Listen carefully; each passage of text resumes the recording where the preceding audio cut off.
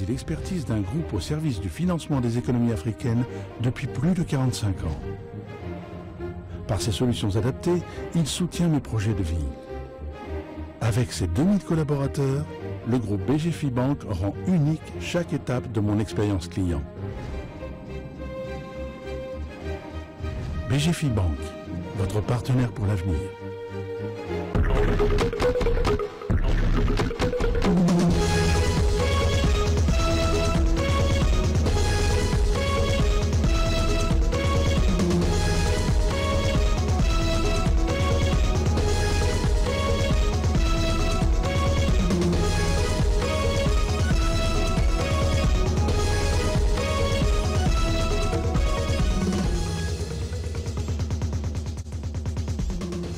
Je voudrais saluer le travail des titans abattus par la Commission électorale nationale indépendante dans la révision du fichier électoral. L'adoption et la promulgation de la loi électorale aujourd'hui acquise, l'établissement des listes électorales, la répartition des sièges et la convocation des scrutins qui s'en suivront conformément au calendrier électoral publié par la CENI, nous conduisent de manière irréversible vers l'organisation des élections. Ce processus relevant de la souveraineté nationale et son financement étant totalement pris en charge par le gouvernement de la République, je vous invite à vous en approprier et à assumer ainsi à travers cet acte l'exercice de votre droit à l'autodétermination.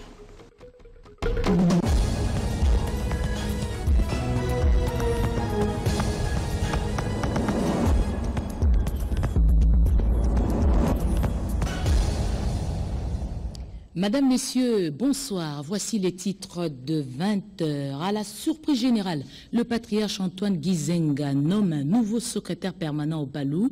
Wolf Kimassa se fixe comme objectif l'amélioration de la classe politique. Des hommes autour d'une table pour décider du sort des vaches venues de l'Est du pays. Une table ronde sur la polémique créée autour de la présence jugée suspecte des vaches s'est tenue ce vendredi au Palais du Peuple. On en parle dans cette édition d'information. Voilà tout pour la une de 20h. Merci de vous retrouver. Bienvenue à toutes et à tous. Je l'ai dit à l'instant, sous la présidence d'Aubin Minakou, président de la Chambre basse de Parlement, des hommes ont réfléchi autour d'une même table pour décider du sort des vaches venues de l'Est du pays. C'est dans le cadre d'une table ronde que nos reporters résument ici.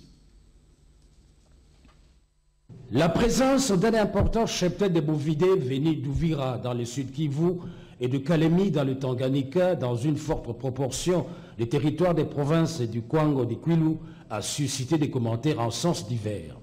C'est au point où chacun avait la prétention de détenir la vérité et rien que la vérité absolue. Voilà que l'initiative d'une mini-table ronde au crédit du président de l'Assemblée nationale, Aubin Minakou, voit le jour avec le seul souci de tordre le cou à une multitude d'informations non fondées.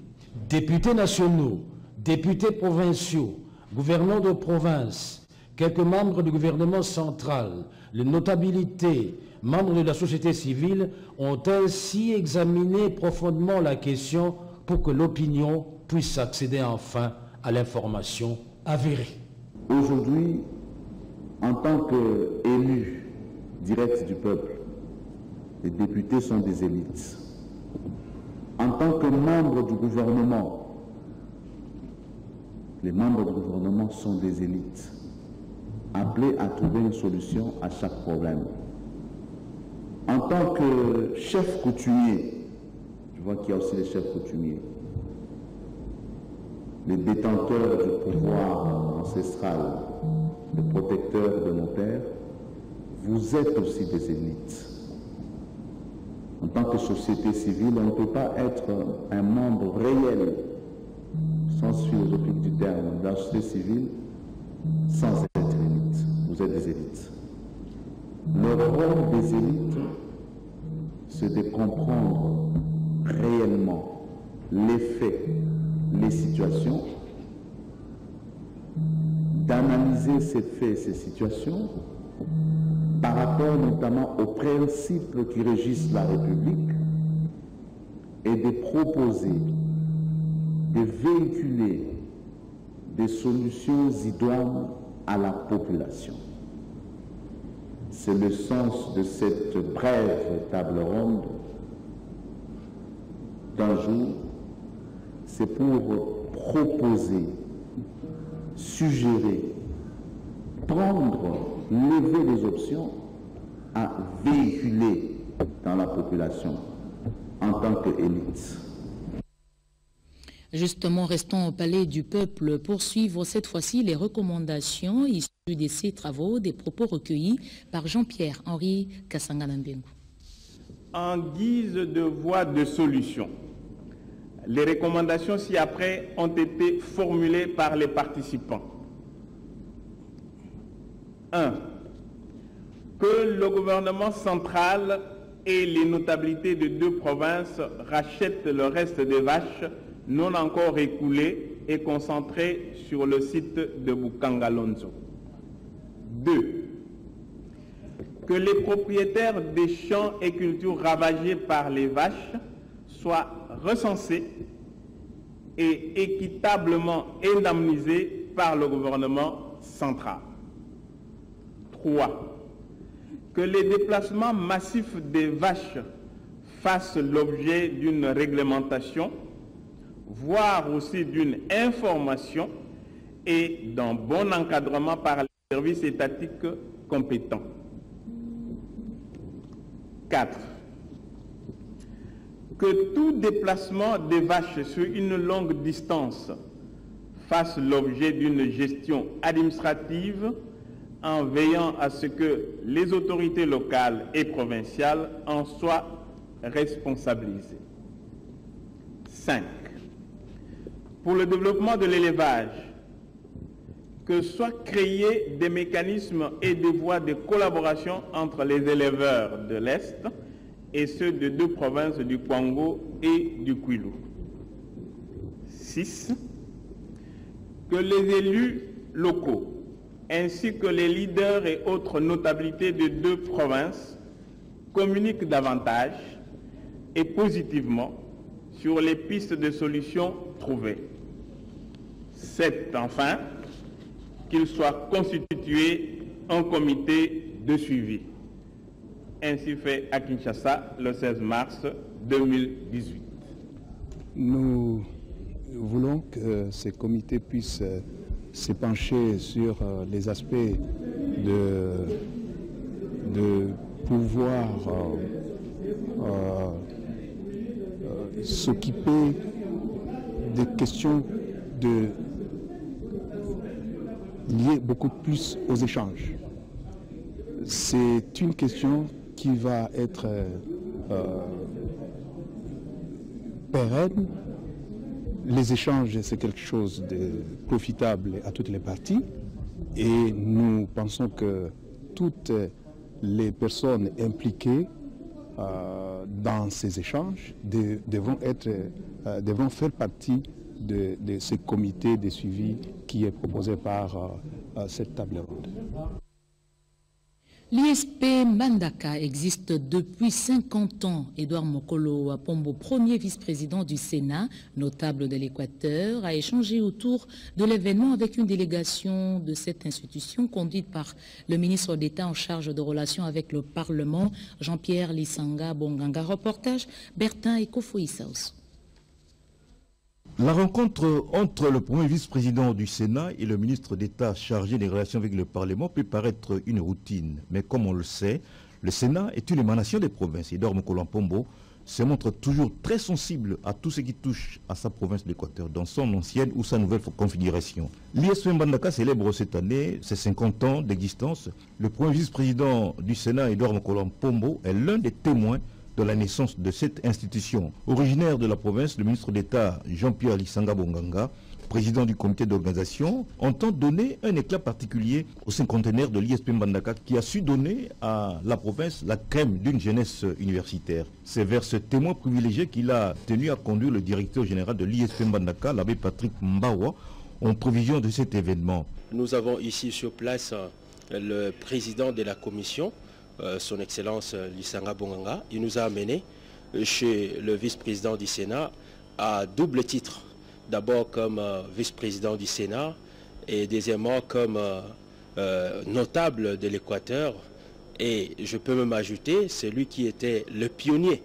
Il est celui qui a donné de toute sa vie pour construire l'ISP Mbandaka, et donc il est très lié à l'ISP Mbandaka. Le DG de l'ISP Mbandaka compte sur la contribution efficace du premier vice-président Edouard Mokolo pour la réussite de cet événement. Comme une mémoire vivante de l'ISP, il a aujourd'hui ce qu'on appelle l'ADN même de l'ISP.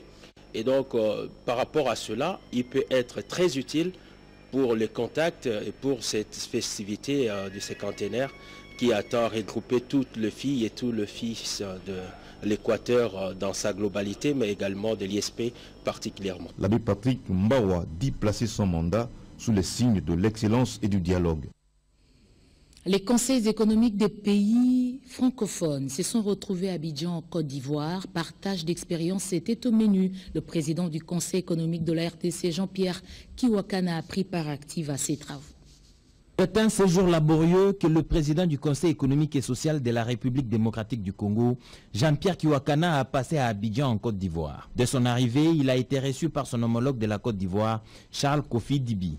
Jean-Pierre Kiwakana a beaucoup appris du Conseil économique, social, environnemental et culturel de la Côte d'Ivoire, institution qui traîne derrière elle plus d'un demi-siècle d'expérience. Il s'en est suivi cette première réunion du Bureau de l'Union des conseils économiques et sociaux et institutions similaires des États et gouvernements membres de l'Organisation internationale de la francophonie, OIF, UCSIF en sigle. Charles Kofi Dibi a rappelé à ses pairs dans son discours d'ouverture des travaux certaines décisions prises lors de l'Assemblée générale de Bucarest en décembre dernier sur l'élargissement du bureau de l'UCSIF et la validation du non-cumul de postes, bien avant de souligner l'importance de voir cette organisation internationale devenir un outil essentiel pour le développement de l'espace francophone. Le président du Conseil économique et social de la RDC, Jean-Pierre Kiwakana, a aussi participé aux travaux de l'Association internationale des conseils économiques et sociaux et institutions similaires, AIC6 en sigle. Ces travaux ont commencé par la réunion du conseil d'administration et se sont poursuivis par un atelier d'échange d'expériences qui a eu pour thème l'impact de la révolution numérique sur l'avenir de l'humanité. Le président en exercice de l'association et président du conseil économique et social de Roumanie, Jacob Bassiou, a, au nom de ses pairs, remercié le président Charles Kofi Dibi de la Côte d'Ivoire et à travers lui toutes les institutions de son pays.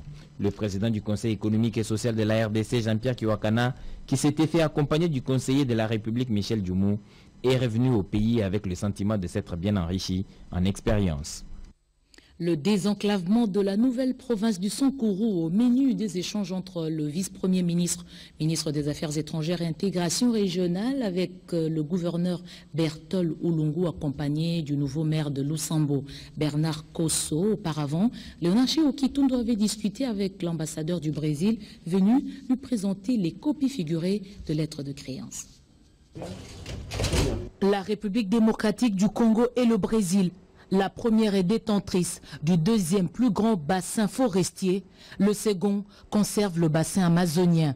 Le diplomate brésilien venu présenter les copies figurées de lettres de créance annonce s'aligner dans la continuité. Reçu ce vendredi par le vice-premier ministre, ministre des Affaires étrangères et intégration régionale, Léonard Okitundu, André Luis insiste aussi sur le maintien de la coopération entre les deux poumons planétaires dans le domaine agricole, nouvelles technologies et l'industrie agroalimentaire. Toujours concernant le développement, cette fois-ci à la base, précisément pour les Sankourou. Au cours de cet échange accordé au gouverneur de cette nouvelle province, il a été également question des actions à prendre pour accélérer le désenclavement et instaurer l'autorité de l'État. Il y a déjà l'installation de la mairie à Lusambo, et puis il y a le désenclavement.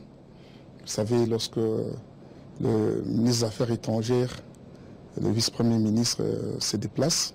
Il rencontre beaucoup d'opérateurs tant politiques qu'économiques. Et donc, nous lui avons parlé du désenclavement de notre province et aussi de l'apport que la population du Sankuru peut attendre d'un fils du Sankuru. Bertol Oulungo s'est dit satisfait de cette rencontre avec un des dignes fils de ce coin de la République. Fin de la mission du vice-premier ministre, ministre de l'Intérieur dans la province de l'Ituri. Henri Movasakani a regagné Kinshasa aujourd'hui après s'être attaqué au conflit entre Emma et Lendo. Cédric Kenina. Plus d'une semaine de consultations pour pacifier la province de l'Ituri en proie à des violences. Les temps nécessaires pour arrêter l'hémorragie et rétablir l'autorité de l'État sur instruction du chef de l'État Joseph Kabila Kabange. Le vice-premier ministre, ministre de l'Intérieur et Sécurité Henri Movasakani a réussi finalement à convaincre les partis en conflit, notamment les Emma et les Lendu, à enterrer définitivement la hache de guerre et faire de l'Ituri un havre de paix. Nous sommes satisfaits de l'évolution de la mission qui a consisté en 2 phases. D'abord l'évaluation de la situation sécuritaire et de nouvelles instructions venues du chef de l'État qui consistaient à procéder à la pacification. Là aussi il y a eu 3 moments. D'abord arrêter l'hémorragie, mettre fin au massacre, ce qui a été fait. Stabiliser la situation en termes de rétablissement de l'autorité de l'État. Sanctuariser les sites qui étaient déstabilisés pour permettre aux populations de retourner, ça c'est la 3e phase, consolider maintenant à travers un processus politique pluriel, sociologique aussi, religieux. On a obtenu au moins la transformation du conflit en ce qu'il était une sorte de guerre chaude en une guerre froide, plus ou moins, qui permet à d'autres opérateurs de la scène politique et de la scène sociale de s'impliquer. Et je crois que sur ce plan-là, il y a lieu d'être optimiste. Les 2 partis ont finalement signé un acte d'engagement mettant fin aux tueries qui ont occasionné des milliers de déplacés. Des retours à Kinshasa ce vendredi 16 mars. Les patrons de la territoriale, accompagnés du conseiller spécial du chef de l'État en matière de sécurité, maître Jean Mouyoulou Ngola, a atterri avec un sentiment du devoir accompli. José Makila Soumanda, vice-premier ministre en charge des transports et voies de communication, lui a échangé avec notre ambassadeur en Tanzanie, Jean-Pierre Mutamba, autour des possibilités de coopération avec ce pays ami. Kinshasa et Dar es Salaam s'engagent à booster les vertus positives de la diplomatie bilatérale entre la République démocratique du Congo et la Tanzanie dans le secteur du transport aérien, entre ces 2 pays africains, amis et frères, membres de plusieurs institutions continentales d'intégration sous-régionale. La quête rationnelle de voies efficaces pour concrétiser cette volonté commune, sujet au cœur de fructueux entretiens entre le vice-premier ministre, ministre des Transports et Communications, José Makila Soumanda, et l'ambassadeur de la République démocratique du Congo, accrédité en Tanzanie, le diplomate Jean-Pierre Mutamba, autour de l'élargissement de l'exploitation du réseau international des Congo Airways. Il y a quelque temps, la Tanzanie avait commencé des négociations sur le BASA, le rapport aérien avec le Congo. Et là, ils ont relancé. Ils voudraient qu'une décision soit prise entre les 2 pays si on va commencer à opérer sur la Tanzanie et que la Tanzanie va opérer ici. Nous sommes un grand pays, hein. Et je pense que tous les pays attendraient de voir le Grand Congo atterrir chez eux.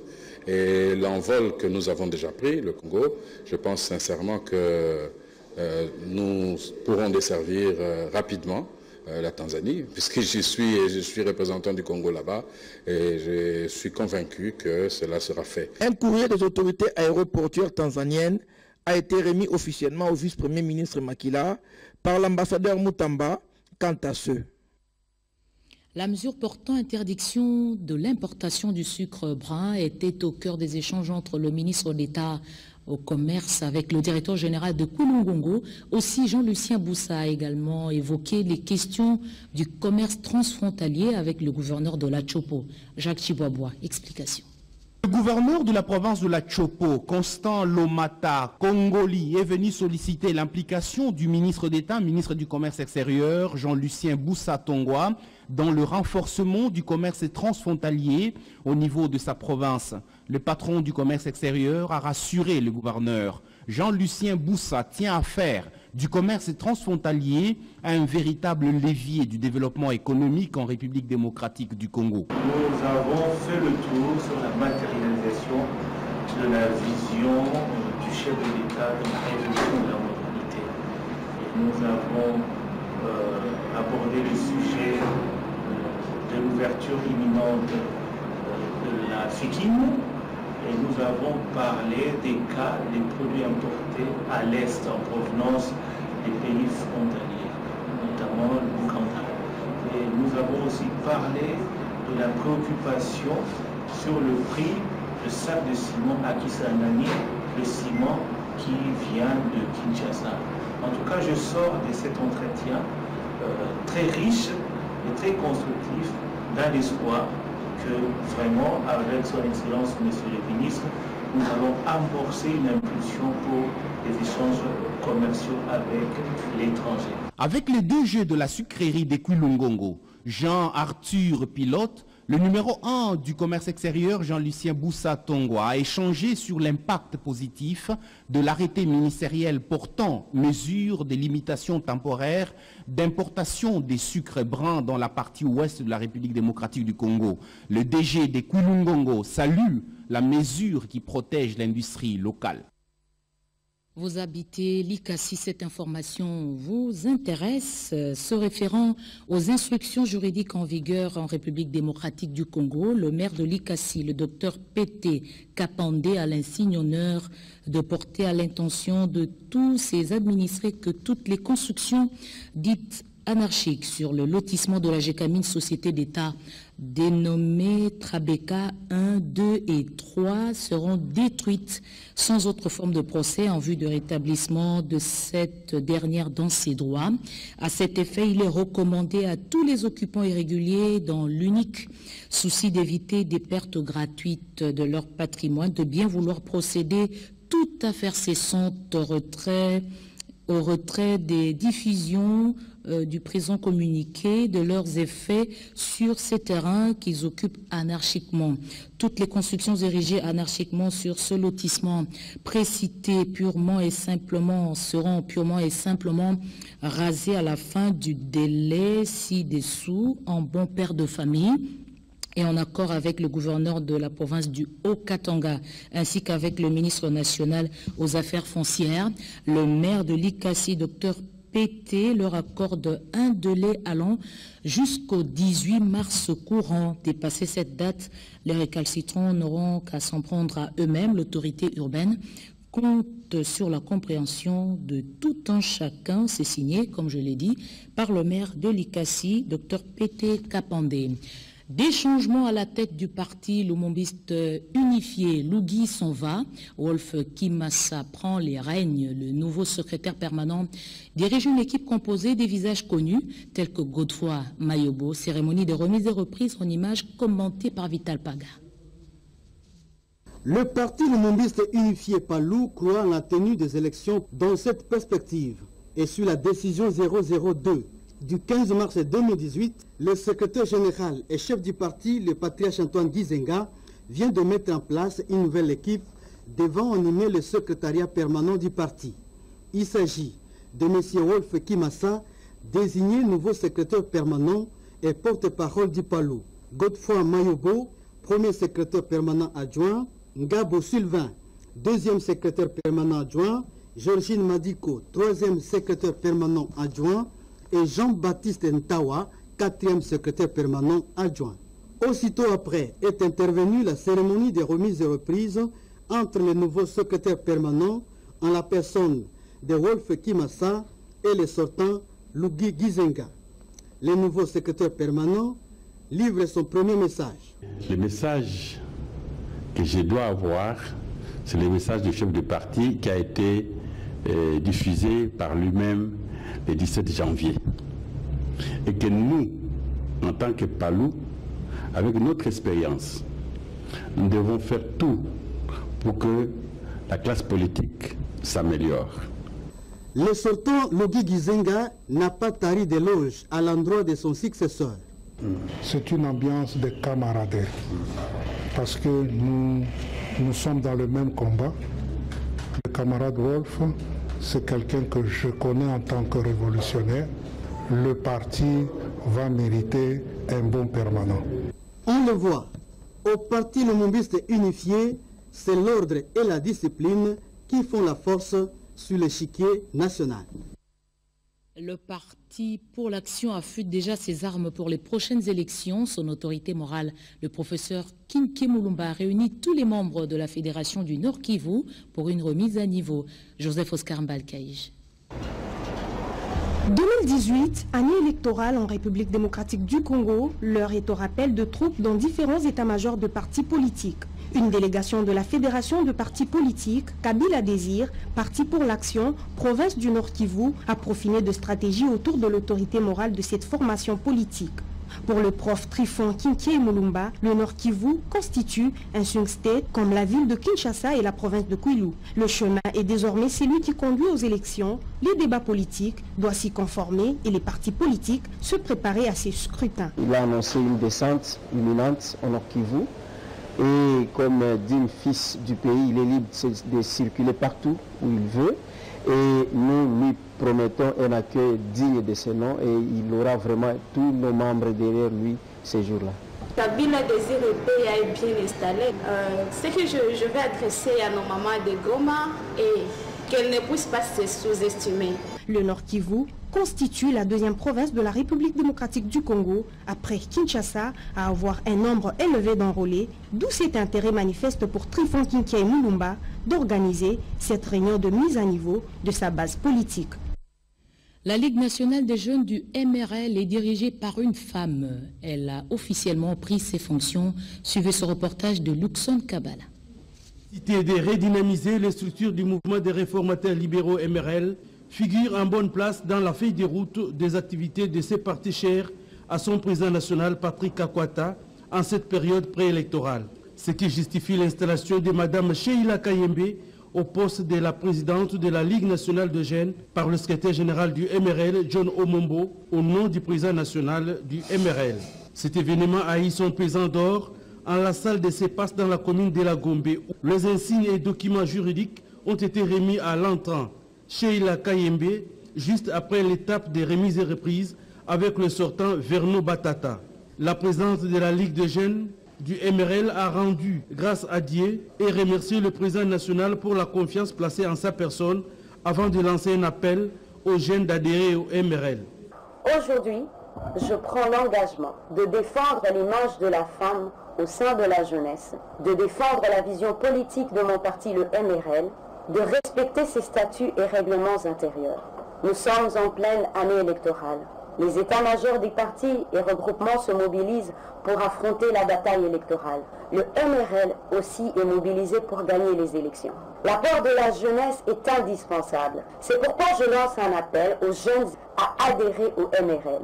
Ensemble, main dans la main, nous allons gagner la bataille électorale. Arrêtons de rêver. L'avenir des jeunes, c'est maintenant, pas demain. Venez au MRL.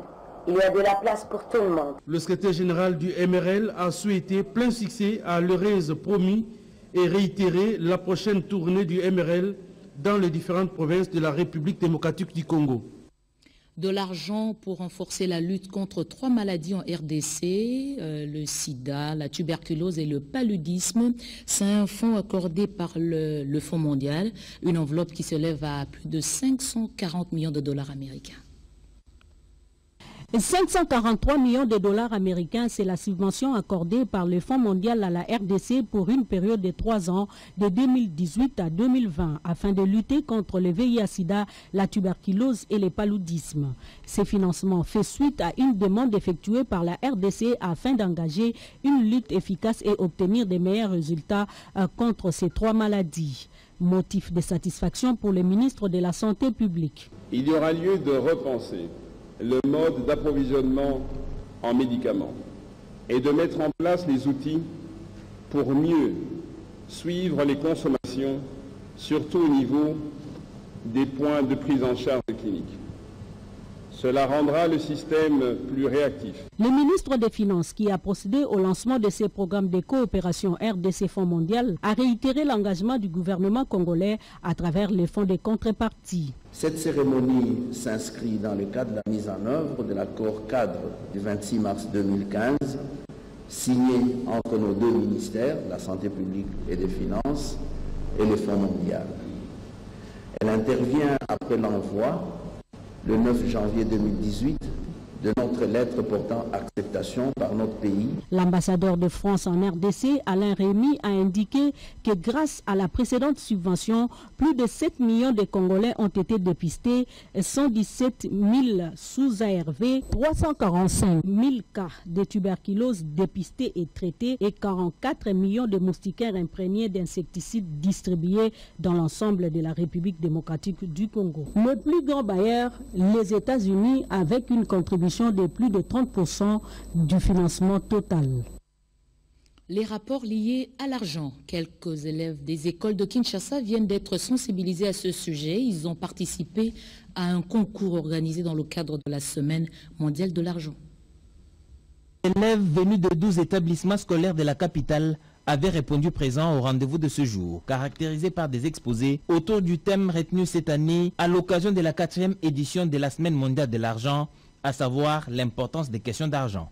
Il en ressort donc un engagement sincère traduisant une détermination affichée par les jeunes élèves à matérialiser les notions apprises relatives à l'épargne, à la bonne conservation et manipulation des billets de banque et à la culture bancaire. Cela a été perceptible, surtout lorsqu'ils répondaient aux questions qui leur ont été posées par le ministre de l'enseignement primaire, secondaire et professionnel Gaston Mosemena et par le gouverneur de la Banque centrale du Congo, Deogracias Mutombo Mwana Nyembo. Des échanges enrichissants dans une ambiance bon enfant. Les avantages de l'épargne, ses vertus ont été bien également intériorisés. Les enfants nous ont bien expliqué qu'en étant auprès d'une banque avec son argent, on peut facilement avoir du crédit et financer un investissement, soit pour la maison, soit un investissement dans l'entreprise. Le rendez-vous de ce jour marque aussi la clôture de cette semaine mondiale de l'argent. Ainsi, des médailles ont été remises aux élèves accompagnés de leurs encadreurs pour leur brillante participation. Revenons sur cet événement. La journée de l'argent est célébrée aujourd'hui à travers le monde et la dissertation a eu lieu au collège Boboto. Anastasie Doumbou. 4e édition mondiale de l'argent est célébrée ce 16 mars 2018. En prélude de cette journée mondiale, 2 journées portes ouvertes ont été organisées à Kinshasa. Un échantillon de 12 écoles des élèves de 5e et 6e secondaire ont acquis des connaissances sur les questions liées à la budgétisation, à l'épargne, au crédit et à la négociation financière. En outre, un concours sur la dissertation budgétaire a été organisé afin de déceler les talents de chaque élève sur les notions relatives aux finances. Tout en les encourageant, le ministre de l'EPSP, Gaston Mosemena Bongala, les a invités à la pratique des gestions. Aujourd'hui, grâce à cette semaine mondiale de l'argent, les enfants ont appris à comprendre l'importance de l'épargne, de l'investissement pour un pays qui se veut grand, qui doit avoir des ressources, déjà partie de la conservation des billets de banque qui nous coûtent extrêmement cher. Ils doivent avoir une attitude responsable face à la monnaie. Les élèves se disent satisfaits d'avoir enrichi leur bagage intellectuel sur les questions liées à la gestion de l'argent. Toutes ces informations nous ont permis de reconnaître la valeur de notre argent. Chaque personne doit épargner pour garantir son avenir et l'avenir aussi de la descendance. Le gouverneur de la Banque centrale, Deogracias Mutombo, leur a rassuré que les mesures importantes ont été prises pour la stabilisation des banques. Message à répercuter dans leurs environnements immédiats.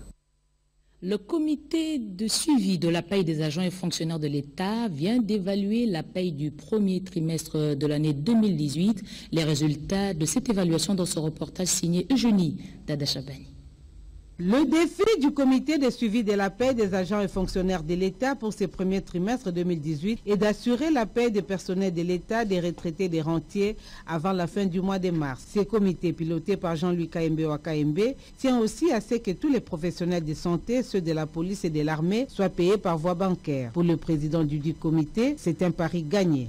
En termes de chiffres, nous avons totalisé autour de 150 000 agents fonctionnaires de l'État que nous venons de bancariser à partir du mois de janvier jusqu'à maintenant. Là, nous allons commencer la paie du mois de mars pour un total de plus ou moins 11 milliards de francs congolais. Alors, il y a plusieurs administrations qui sont concernées. D'abord, le gros concerne la prime du professionnel de santé. C'est autour de 48% de ce que nous venons de bancariser.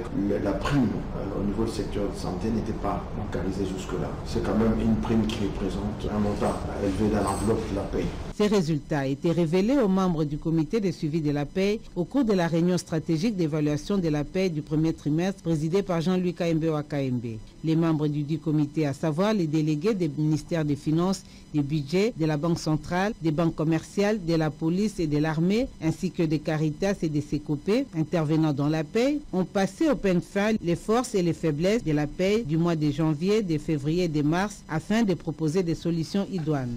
Occasion pour les présidents du comité paie d'instruire toutes les banques commerciales de procéder à l'identification physique des nouveaux agents bancarisés, question d'éviter les fictifs. Il a surtout insisté sur le respect du chronogramme de la paie pour éviter les tensions sociales. Pour les hommes en uniforme déployés dans les zones de conflits armés, les dispositions sont prises pour qu'ils soient tous payés. Les délégués de la présidence et les ministres provinciaux de la Santé qui ont pris part à cette réunion se sont dit très satisfaits.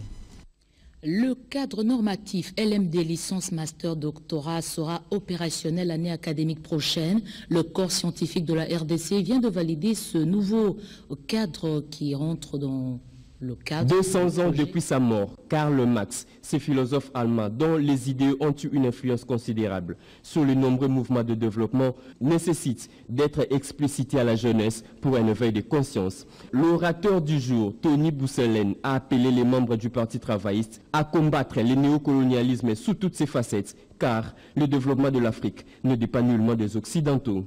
Là où il y a un succès définitif dans ce combat, c'est là où les marxistes ont joué un rôle crucial.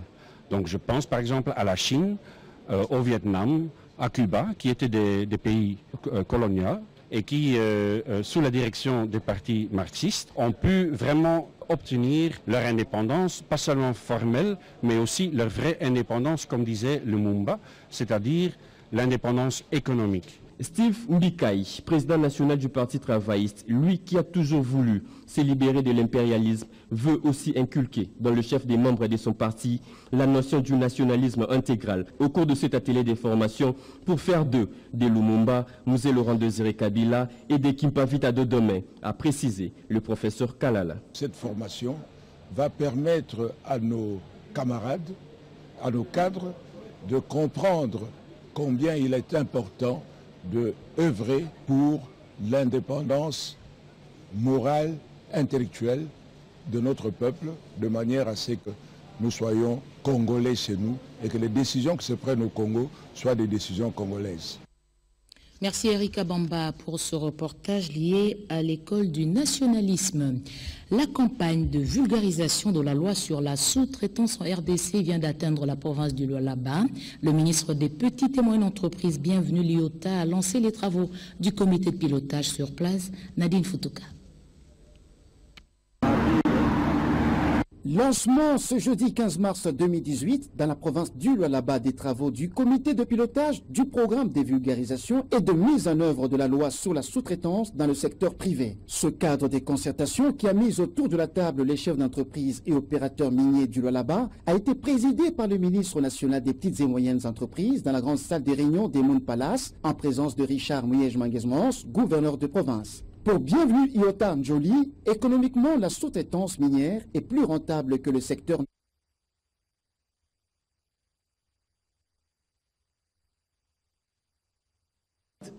où, sous l'effet de la remontée des coûts mondiaux et des besoins du marché, les perspectives s'annoncent prometteuses.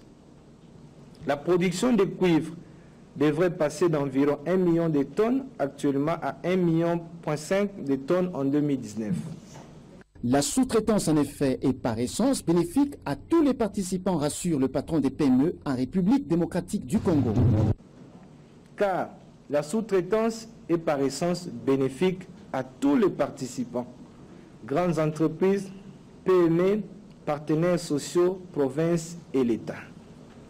Compte tenu de l'attention accordée à la fois par le gouvernement et les bailleurs de fonds au développement du secteur minier, je viens d'instruire les responsables de l'OPEC pour qu'ils intègrent dans le plan triennal de développement des PME un volet d'assistance directe et d'encadrement des PME dans la sous-traitance. Des financements ciblés en faveur des PME seront organisés à cet effet. Le ministre national des petites et moyennes entreprises a répondu à quelques préoccupations des opérateurs miniers, tout en leur promettant par ailleurs la stricte application de la loi en la matière. Vous le savez, le secrétariat permanent du PPRD affiche complet. Les adjoints de Ramazani Chadari ont été présentés, des nominations qui n'ont pas laissé indifférents les cadres du PPRD Tchopo. Sur des remerciements et de soutien, nous, cadres, militants et militantes de la génération Kabila, réunis ces jours, mardi 13 mars 2018, en réunion hebdomadaire à notre siège des Bines à Pompage. Adressons notre gratitude, reconnaissance et attachement au chef de l'État, initiateur de notre parti, le camarade Joseph Kabila Kabange, pour avoir désigné le camarade Emmanuel Ramazani Chadari en qualité de secrétaire permanent du PPRD, en ces moments de grandes manœuvres politiques dans notre pays. Aussi, saluons-nous la nomination par le Raïs du secrétaire général sortant, Henri Mova Sakani, en qualité de vice-premier ministre et ministre de l'Intérieur et Sécurité. Enfin, la génération Kabila félicite et rassure le camarade Emmanuel Ramazani Chadari de son soutien, de sa fidélité, de son engagement, de porter haut et sans faille le programme de la redynamisation des activités de notre parti, tels qu'ils seront orientés par la haute autorité. PPRD Viva, génération Kabila. Mot de remerciement adressé à son Excellence, M. Joseph Kabila Kabange, président de la République, chef de l'État et initiateur du PPRD, avec l'expression des hommages le plus déférent. À la suite de la publication de la décision portant nomination de secrétaire permanent adjoint et secrétaire national de notre cher parti, nous, cadres et membres du Parti du Peuple pour la reconstruction et la démocratie, PPRD en sigle, réunis au sein du caucus Tchouapa, vous adressons vivement nos sincères remerciements pour avoir élevé nos dignes et vaillants fils, tous deux députés nationaux, respectivement. 1. Honorable Bakonga Willy Mawili, secrétaire permanent adjoint. 2. Honorable Likinda Bolo Melenge Fidèle, secrétaire national. Aussi, les filles et fils de la province de la Tchouapa, membres du PPRD, dont vous êtes l'initiateur, profitent-ils de cette occasion pour vous exprimer leur profonde gratitude pour l'honneur et la confiance que vous ne cessez de renouveler à notre province. Et nous vous promettons notre fidélité et loyauté. Direction le Haut-Katanga pour revivre en images les activités liées à la célébration de la Journée internationale de la femme. Des associations membres adhérents à la majorité présidentielle ont participé massivement à la série de manifestations marquant le début du mois de la femme dans le Haut-Katanga, sous la conduite de leur président régional Jules Mpanga. Avec un long cortège, elles ont quitté Lubumbashi pour se rendre au village Mimbulu, à 15 km de la ville que préfère. C'est dans cette que le gouvernement provincial a organisé un défilé pour mettre en valeur la femme rurale conformément au thème national du mois. Les femmes Rama ont été nombreuses à marquer la randonnée avec la coordonnatrice adjointe Mireille Kiloufia en tête. Nous sommes venus la réveiller parce qu'en elle, elle renferme une force que le gouvernement en a besoin. Après la manifestation, elles se sont dirigées au cercle Kamarengue de Kipushi pour partager un repas leur offert par le coordonnateur Rama, Jules Panga. Depuis l'arrivée du président Joseph Kabila-Kabange, il a beaucoup valorisé les femmes. Le Raïs veut s'investir, il veut élever les femmes, il veut vous faire respecter, mais surtout respecter les femmes rurales. Il les a aussi appelés à se ranger derrière le président Joseph Kabila-Kabange qui ne ménage aucun effort pour mettre la femme congolaise au centre du développement de la RDC. Encore un mot sur la journée de l'argent. Elle a également été célébrée à la BCDC. Malumbela reportage. La meilleure façon de célébrer la semaine mondiale de l'argent à Kinshasa pour la Banque commerciale du Congo, la BCDC, c'est d'investir dans le mental des plus jeunes propriétaires de biens et services en puissance. C'est aussi la meilleure façon de prouver sa fidélité à sa devise « Bâtisseur d'avenir ». Qui est un jeu qui permet d'initier les enfants, donc les enfants de 10 à 13 ans ou les enfants de 15 à 18 ans, aux notions liées à l'argent. Donc ça peut être les notions sur le crédit, les notions sur l'épargne ou bien les notions sur le budget. Comment dépenser son argent, comment acheter. Après avoir expliqué à cette catégorie de jeunes comment gérer l'argent et l'importance de l'épargne à travers un jeu sur l'éducation financière, le staff de la BCDC croit à travers son directeur Rutel, lui Odilon, après avoir expliqué à cette catégorie de jeunes comment gérer l'argent et l'importance de l'épargne, le staff de la BCDC croit avoir gagné le pari. Et on sent qu'ils sont très réceptifs à ces questions. Donc on est content d'initier les enfants, mais on est également content de les recevoir pour leur ouvrir des comptes. Les enfants sont sortis renseignés, avertis et motivés, surtout après avoir suivi les explications sur Elephanto, un produit de la BCDC réservé aux plus jeunes âgés de 10 à 18 ans. Avoir 1500, on te donne par exemple, on te donne 1500, tu épargnes 500 francs dans ta petite caisse. Et puis tu gardes 500 francs pour manger et à chaque fois que tu épargnes 1000 francs, ça peut faire peut-être un petit montant. À partir de 20 000, tu peux demander à ta mère ou ton père ou à ton instituteur qui puisse t'accompagner dans une banque pour épargner ton argent. Et puis prochainement, quand tu vas grandir, ça pourra t'aider. Oui, je vais demander à papa ou bien à maman de me faire aussi un compte bancaire pour qu'à l'avenir, bien quand je serai plus grand, que j'ai aussi mon propre argent. Voilà, les enfants se sont exprimés autour de l'argent. Et puis, cette série noire avec les communiqués nécrologiques, le conseiller principal au collège socio-culturel au cabinet du chef de l'État, M.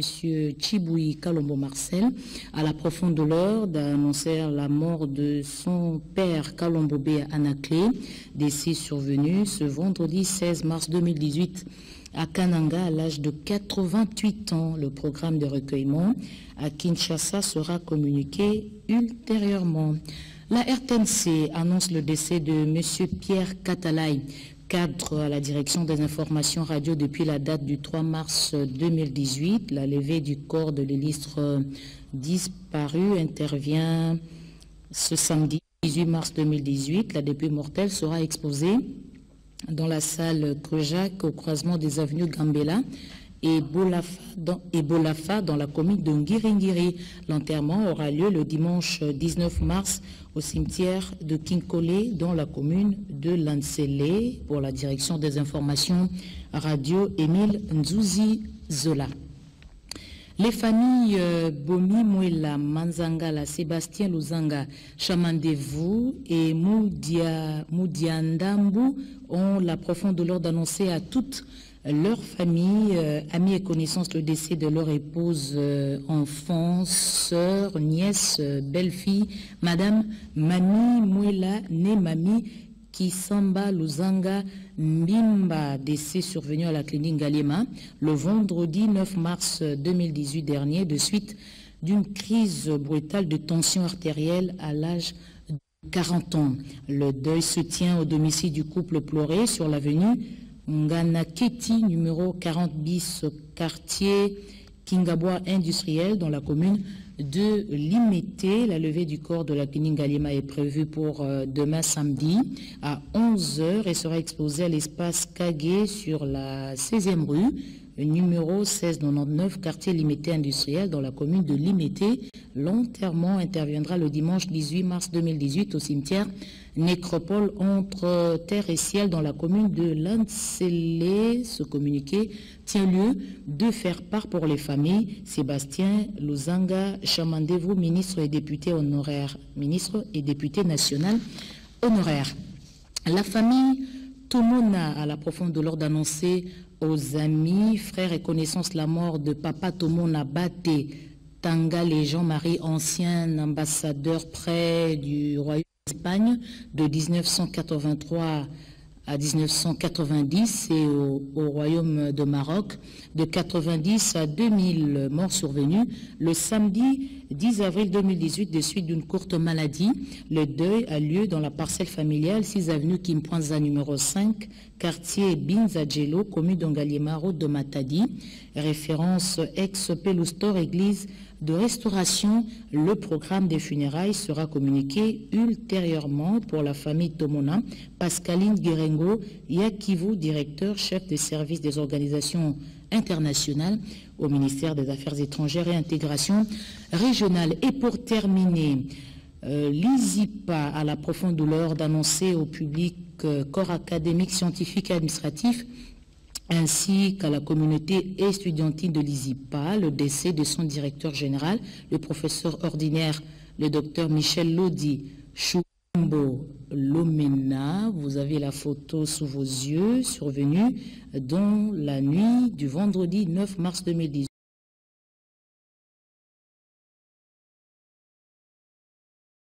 En paix, c'est signé le secrétaire général académique, chef des travaux, Kikwati Totila Claude. Malheureusement, nous n'avons pas pu vous proposer la photo de feu Dr Michel Lodi Chouembo Lomena. Ce journal est terminé. Merci à vous de l'avoir suivi à travers le monde. Je vous retrouve demain samedi à 20h. Excellente soirée en compagnie de la RTNC à minuit. Madeleine Moubanga sera à la présentation. Au revoir.